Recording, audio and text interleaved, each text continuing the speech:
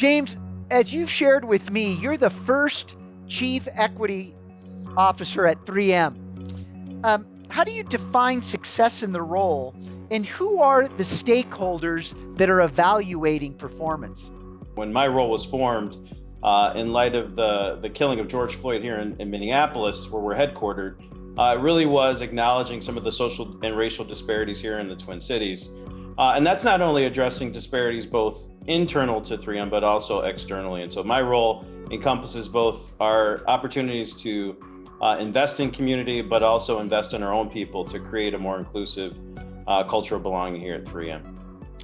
So how do you define the measurable difference between equity versus equality? When we talk about equality, no one's going to be opposed to equality. I think it's a noble aspiration that we've been talking about in our society for quite some time. The distinction I would make with equity is equity acknowledges, like I said, the historical context of we've got disparities that exist in our society today.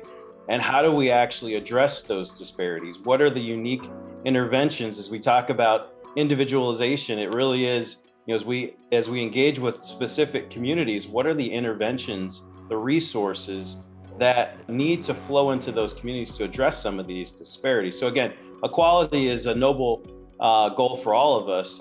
We acknowledge that equity is critical to identifying the interventions that are needed for specific communities.